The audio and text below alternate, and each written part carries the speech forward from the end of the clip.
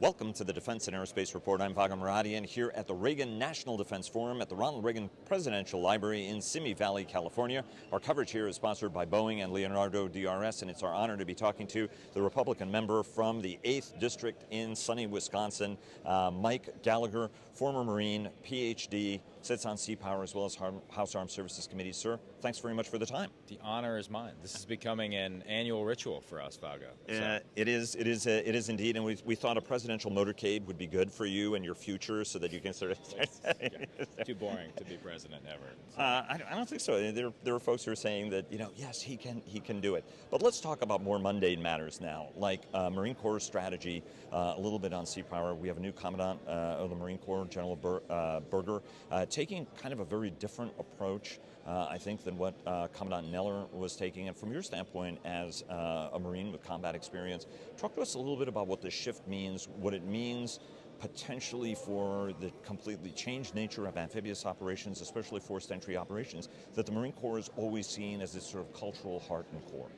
Well, I give the Commandant a lot of credit. I think the planning guidance is the first document that I've seen that suggests anyone in the Pentagon is serious about implementing the National Defense Strategy. He basically is taking a look at what the NDS is saying, which is that our pacing threat is China.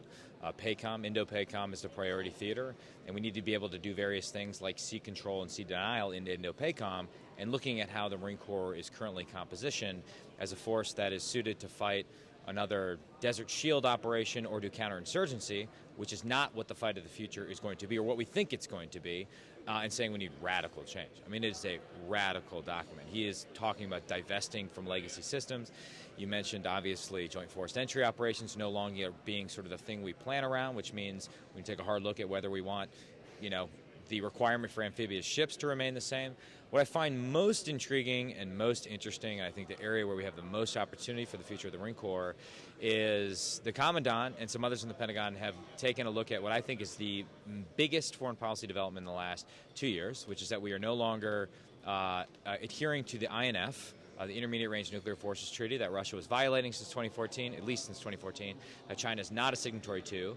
We've gotten out of the INF Treaty, and that opens up a world of possibility to develop and field INF non-compliant missiles, those with ranges between ground missiles, 500 to 5,500 kilometers, and put them throughout the first island change, which basically means we can do to the Chinese military what they're doing to us right now, which is to say hold our very expensive and exquisite assets like carriers at risk. And so I think the Commandant deserves a ton of credit for thinking through these issues, but he will face a lot of resistance within the building.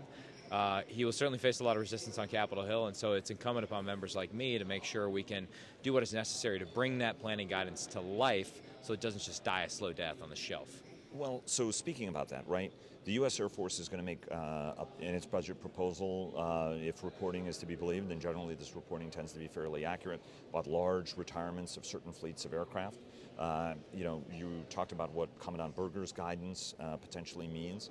The Army has undergone a process, its night court process, to cut systems. And at the end of the day, each one of these are very fraught because there are jobs and there are political constituencies involved.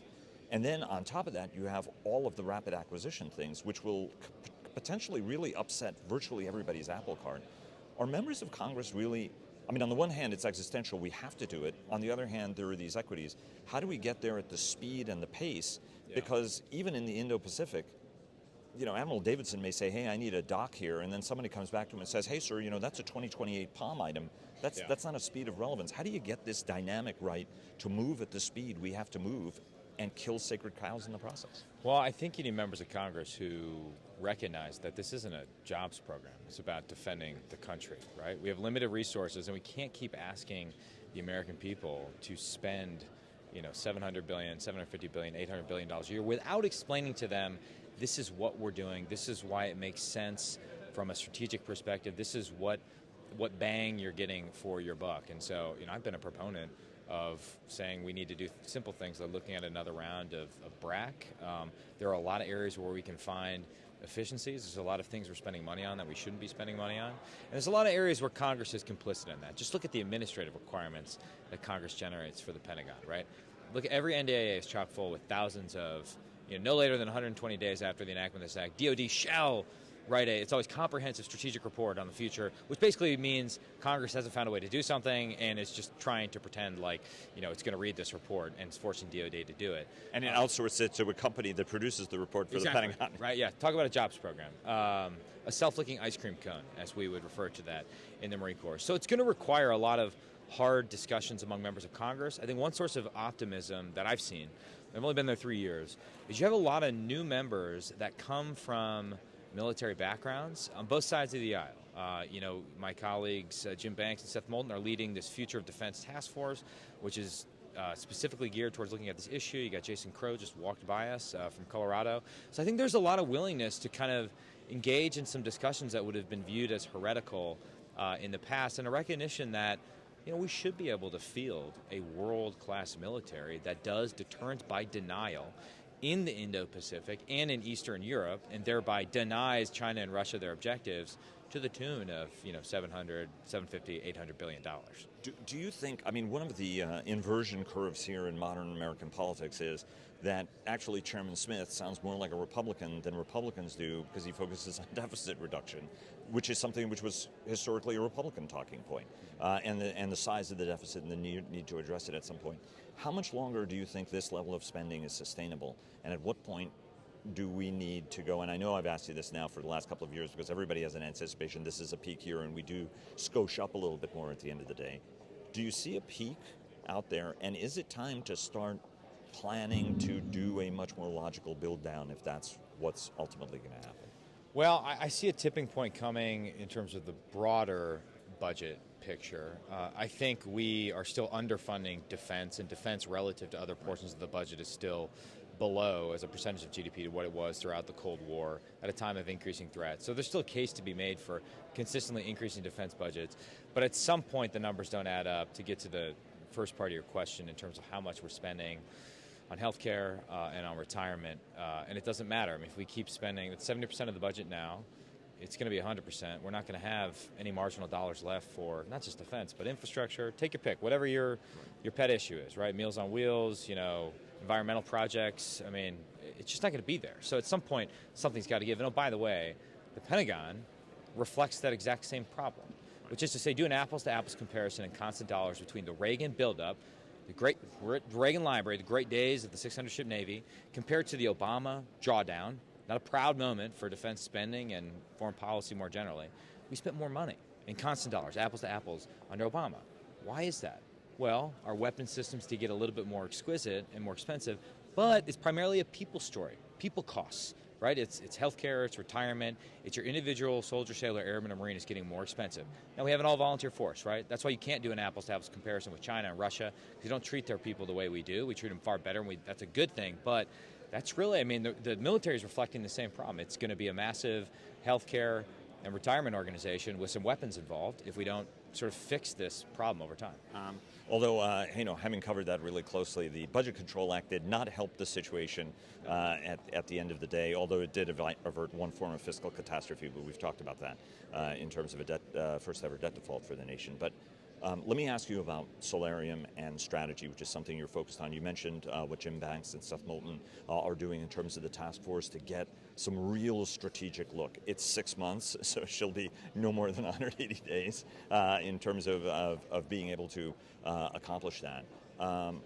Talk to us a little bit, though, about how we need to approach and think about strategy, right? Whether it's on cyber, whether it's on, because strategic foresight, we seem to be surprised by what our adversaries do on a fairly constant basis.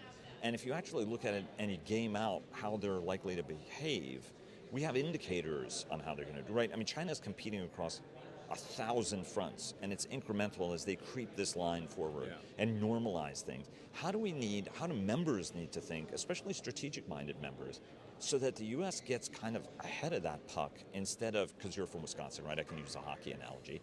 You're skating to where the beer, cheese, yes. Packers football. I didn't have a good cheese analogy to use for this. The Badgers might be playing right now, by the way. So I don't even. Why don't we have a TV in this joint? Come on.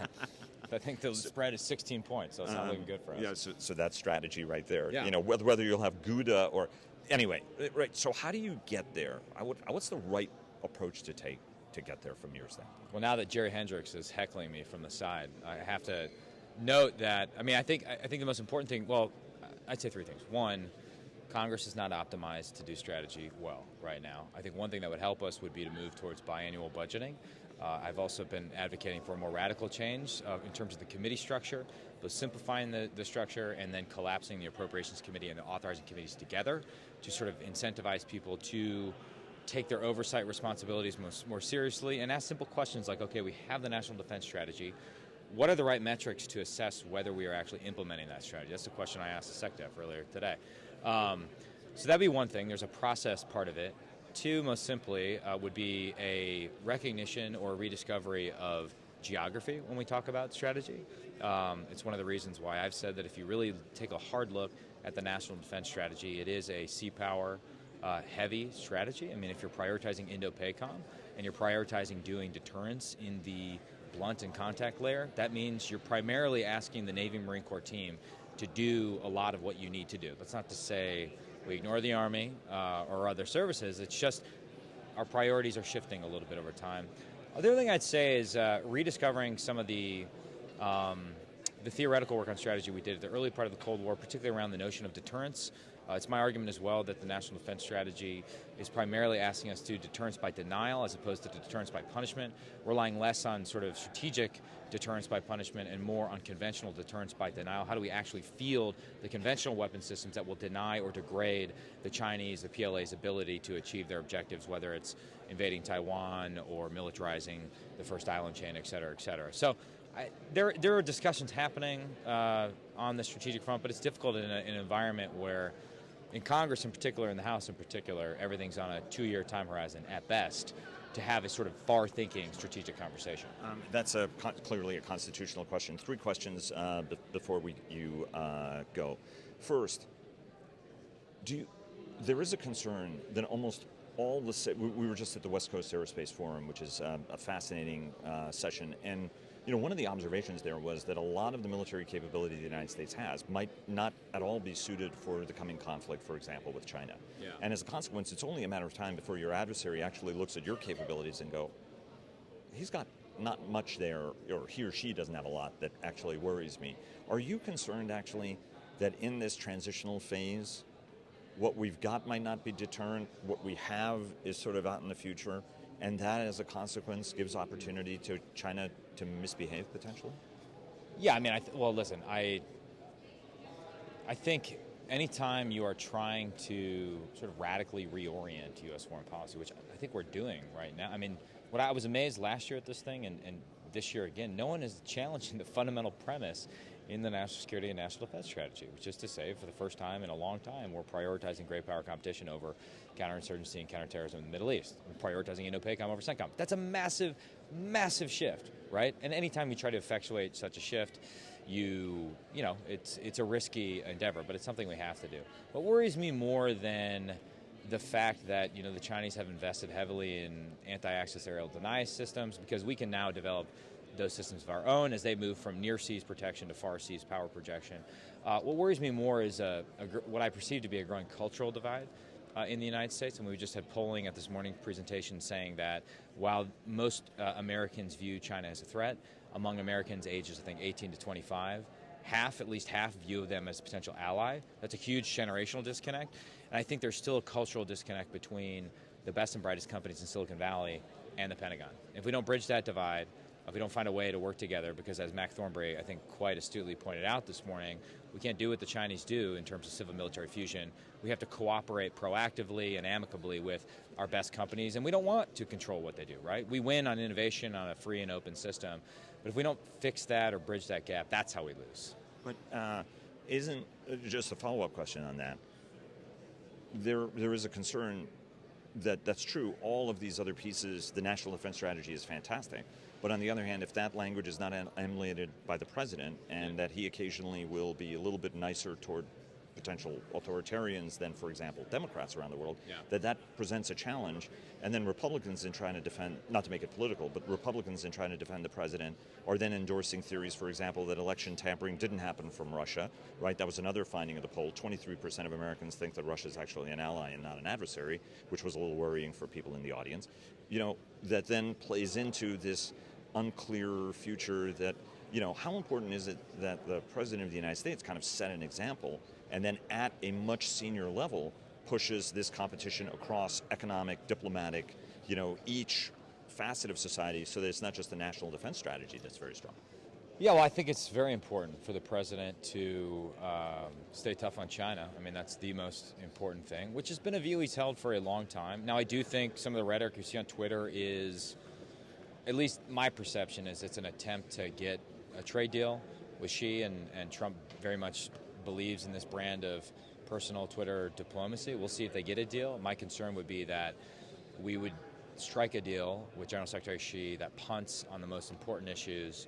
And in my mind, those are 5G issues, Huawei, ZTE. So that's what I'm going to be looking for. But as long as the president sort of consistently sends that signal that China is our biggest competitor, and this is going to require us to change the way we do business, and says that means we're going to have to find a way to achieve an economy of force in the Middle East, play Moneyball in the Middle East. I think, this thing doesn't turn on a dime. It's a massive aircraft carrier, but over the course of a, long journey, we can wind up in the right direction. You mentioned Indo-PACOM. Europe has a $23 billion European defense initiative. Do we need a fund like that for the Pacific to be able to support, because we're looking at a very, very similar sort of thing with a very aggressive great power that's using gray zone, that's using hybrid, and also developing a whole series of capabilities that are threatening our allies? I think if you run the math on the European Defense Initiative, which was the European Reassurance Initiative, EUCOM has gotten $23 billion extra over the last 5 or 8 years. So absolutely, we need something similar in PACOM. I know Avril Davidson has been outspoken about the need for more resources. It's actually been authorized. It just hasn't been funded. And so I can't tell you what the exact number is, but unquestionably, as we talked about at the beginning of this conversation, what are the metrics that would tell us we're actually serious about implementing the NDS? Well, the simplest metric would be the amount of resources in Indo-PACOM relative to the other COCOMs. Right. So that, it's just like the most obvious thing we need to do. Last question, on Uyghurs. I know you've been very passionate about this issue. How is it in 2019, a great power, a state actor, has a state-sponsored campaign against an ethnic minority that includes concentration camps, includes forced sterilizations, includes abortions, includes executions, re-education? How is this a thing? And shouldn't the United States tie whatever policy it has to force or even a sanctions program or a boycott program from a grassroots level? Because we keep saying never again, and that clearly isn't the case. 100%. I actually think this is an area of growing bipartisan consensus on the Hill. And Hikvision, which has technology that is being used to do surveillance in Xinjiang province, is on the Commerce Department's entity list. Now, there have been other Chinese companies like Huawei that are on the entity list, but we don't enforce the entity list. But I think this is an opportunity for Democrats and Republicans to come together and potentially consider Magnitsky sanctions on any Chinese, regional administrators that are involved in Xinjiang and the terrible atrocity that's happened with Uyghur Muslims. But I also think it gets to this cultural divide issue. I sent a letter in the wake of the kind of controversy over the NBA and how they had reacted to tweets from the Houston Rockets GM. And we were basically asking the commissioner of the NBA, Silver, a lot of questions and criticizing the way they handled it. But the other co-signers of that letter were Tom Cotton and Ted Cruz on the one hand, and AOC on the other hand. I don't know another issue in modern American politics that unites that diverse a range of politicians. And so I think this is a huge opportunity. We can kind of regain some of that moral clarity that was such a big part of why Reagan was successful on the world stage. And you guys did a terrific job on the Hong Kong, right? 417-1, and all were unanimous in the Senate. So a great message. Hope springs eternal. Mike Gallagher, Republican congressman from the great state of Wisconsin, and I hope the Badgers game goes well. Go Badgers. Go Badgers. Thank you, Vaga. Appreciate it.